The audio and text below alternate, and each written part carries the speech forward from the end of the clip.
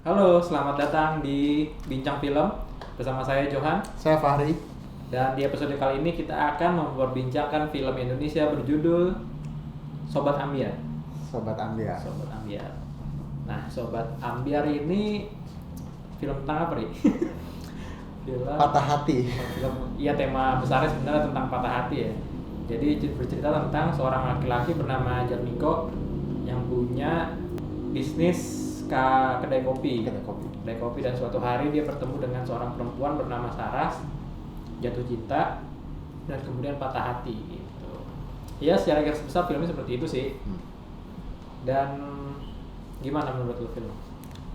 Pas gue pertama kali nonton film ini sih lumayan bagus.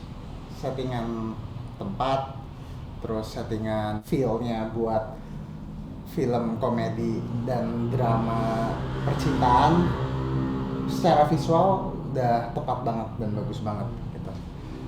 Dan film ini kita udah di setup nih bakal ngerasain patah hati. Gimana maksudnya lu tahu dari awal kalau cowok ini tuh bakal dikecewakan oleh si ceweknya, karakter cewek? Ya pertama sih kalau gue nonton film memang gue pasti gue coba rasionalisasi judulnya dulu. Iya pasti. Judul ya kan, terus pas lihat cewek cantik banget masuk ke tempat yang kosong banget, ini kan pasti udah disetting buat yang jadi perkara heartbreaknya si Jatmiko kan. Jadi ya pas gue lihat, wah ini pasti yang bakal jadi masalahnya si Jatmiko nih di dalam film ini gitu. Settingannya udah oke banget di situ. Secara setting film cinta ini dari awal udah dapet banget menurut gua sih. Gitu.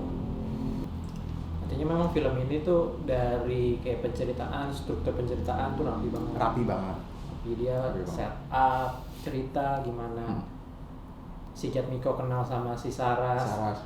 Terus bagaimana digambarkan bagaimana proses jatuh cintanya.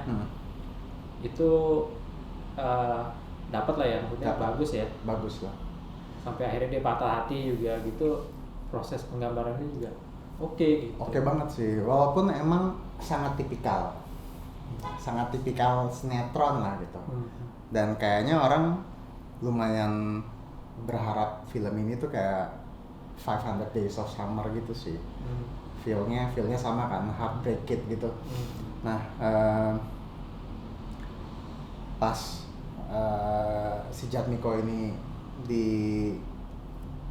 dipatahkan hatinya oleh perempuan ini, kita lihat struggle-nya gitu loh.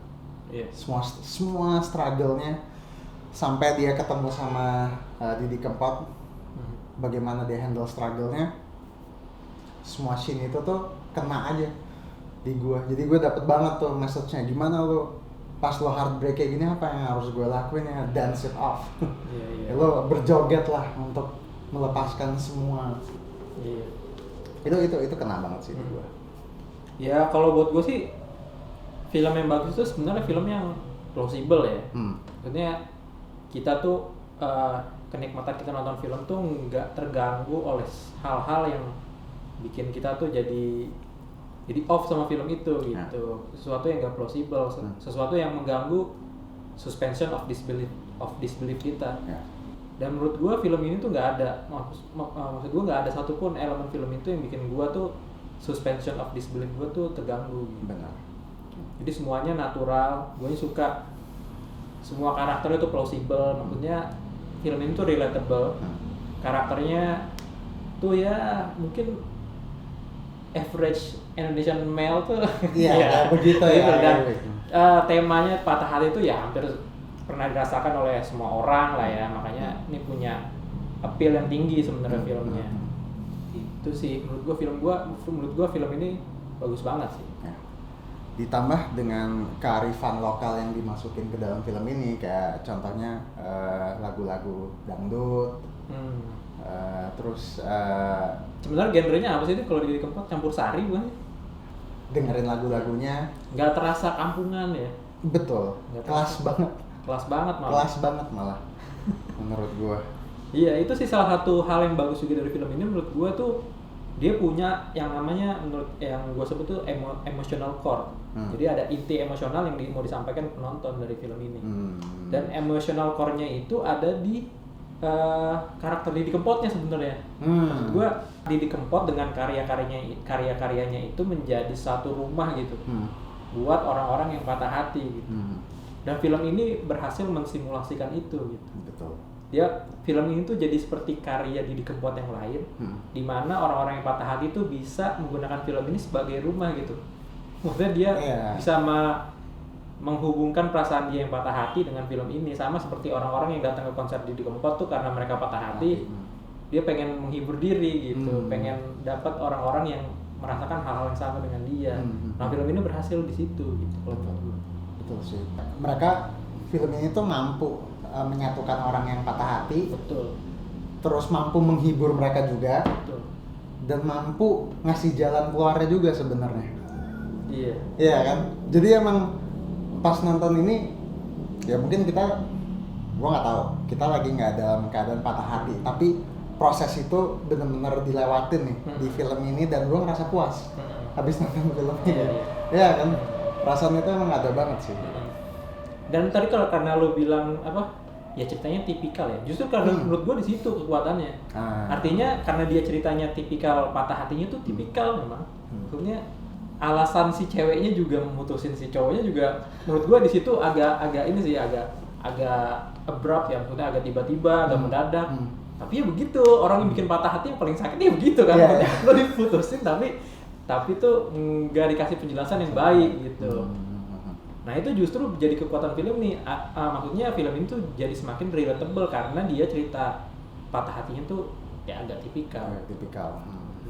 Mungkin emang kalau film percintaan gini salah satu dari karakternya tuh harus kayak yang jahat banget gitu ya, baru kita ngerasain patah hatinya salah satu dari mereka gitu. Sama kayak karakter Summer Finn misalnya di 500 Days of Summer gitu. Itu kan juga putusinnya lumayan sadis ya, maksudnya tiba-tiba ya gue ketemu cowok lain aja gitu.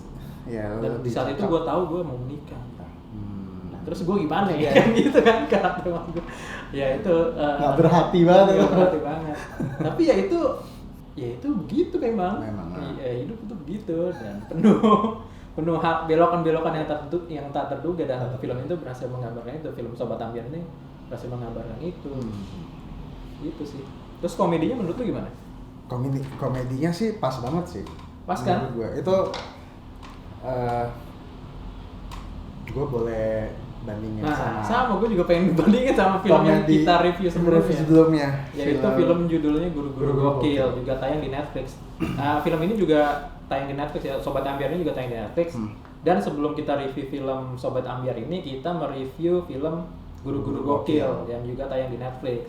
Nah itu gimana menurut lo? Kalau gue bandingin gimana? Kalau gue bandingin sih, walaupun emang film ini film patah hati, tapi banyak banget selipan-selipan komedi tuh yang lucunya minta ampun. Kayak ya si ceweknya, adeknya si Jatmiko. Ya cowoknya adeknya si Jatmiko. Itu dia comic relief memang. Orangnya nggak usah lucu, udah lucu. Setiap kali kata-kata yang dia keluarin ngebuat lo tersenyum deh. Ya kan?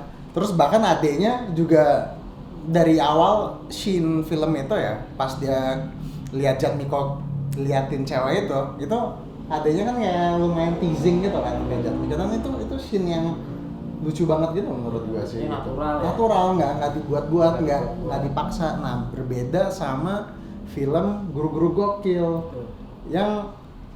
yang scene-nya tuh kita udah berharap nih, wah ini kayaknya nih lucu, tapi ternyata nggak dikasih punchline yang kuat aja. Iya. Ya kalau menurut gua komedi kan subjektif ya, maksudnya bisa aja sih banyak orang yang nganggap kalau Guru-Guru Gokil itu lucu. Cuma menurut gua masalahnya itu komedi di Guru-Guru Gokil itu dia mengganggu plausibility filmnya. Maksudnya kemasuk akalan filmnya tuh terganggu oleh komedinya. Misalnya adegan di mana di Guru-Guru Gokil, adegan si Gading Martin di dalam truk penjahat, terus teman-temannya berusaha kayak nolong si terjebak di truk Gary Martinnya, dan teman-temannya mau menolong si Gary Martin keluar dari truk itu gitulah ya. Nah itu adegannya dibuat komedi gitu, maksudnya, dan komedinya tuh menurut gue nggak plausible gitu. Jadi tiba-tiba aja si Dian Sastro jalan pelan-pelan mobilnya gitu. Menurut gue itu nggak plausible kan, dan itu mengganggu suspension of disbelief gue sebagai penonton gitu. Nah di film Sobat Ambyar itu nggak ada komedi seperti itu. Komedinya bener-bener natural dan dia bagian dari ceritanya gitu. Jadi nggak mengganggu sama sekali, dan ya menurut gue lucu. Ya, dan memang banyak comic reliefnya sih, kayak si teman SD-nya si Jatmiko, si asistennya di kedai kopi, terus dua orang investornya tuh. Terus ada juga si saingannya si Jatmiko. Saingan dua orang itu dapetin Saras. Dua orang itu, yang satu yang jago berantem, tapi nangis gara-gara patah hati. Itu kan di komedi tapi benar-benar masuk ke tema filmnya. Iya. Dan itu mereka nangisnya tuh nggak dibuat-buat, itu scene yang serius sebenarnya. Walaupun emang kayak jadi panjang gitu. Betul. Bahkan sebenarnya banyak di adegan film ini yang serius. Maksudnya adegan di mana si Jatmiko tuh benar-benar abis diputusin sama si Saras. Dia tuh benar-benar patah hati banget sampai terkulai di kasur, di tempat gelap, di kamar yang gelap gitu. Ya bagi kita yang nggak mengalami patah hati, itu bisa jadi lucu juga. Emang patah hati tuh sesuatu yang kocak sebenarnya. Ada props yang dipakainya efektif banget, itu boneka itu sih. Iya benar. Itu prop itu efektif banget dipakai ya itu. Emang gimana ya? Jadi yang namanya tema patah hati tuh walaupun lu nggak berusaha melucu, jadi lucu karena lu segitunya ngejar orang ngejar cinta seseorang gitu. Dia bawa boneka gede sampai digebukin. Bonekanya itu cuma nangkring di punggungnya si Jatmiko tuh cuma gitu-gitu. Iya. Sampai dia ke rumah masukin bonekanya ribet amat. Iya, padahal lagi patah hati. Gitu. Komedinya benar-benar dapet sih. Karena absurd kali, itu sesuatu yang kayak kita nggak kebayang lakuin gitu sih. Maksudnya menurut gua karena itu plausible loh. Benar, karena maksudnya kayak kita tuh relatable banget sama dia kalau emang lagi patah hati gitu. Bener. Emang makanya relatable. Tapi karena kalau penonton yang nggak lagi dalam posisi patah hati, ngelihatnya itu benar-benar jadi agak-agak ada unsur komediknya, komedi gelap sih sebenarnya. Karena lo menertawakan kesengsaraan orang lain gitu. Iya benar. Kocak. Jadi menurut lo aja verdiknya apa nih? Kalau buat gue sih film ini bagus banget dan layak nonton. Sama, ini film buat lo nonton pertama kali, buat lo nonton kedua kali dan seterusnya bakal tetap puas sih. Karena mereka ngemasnya itu bagus banget. Ya oke, itu aja review Sobat Ambyar dari Sobat Film. Teman-teman bisa tonton filmnya di Netflix doang ya? Netflix doang. Coba aja tonton filmnya, menurut kita sih kalau teman-teman nggak bakal nyesel. Recommended. Ya, itu aja, sampai jumpa di episode berikutnya. Ciao.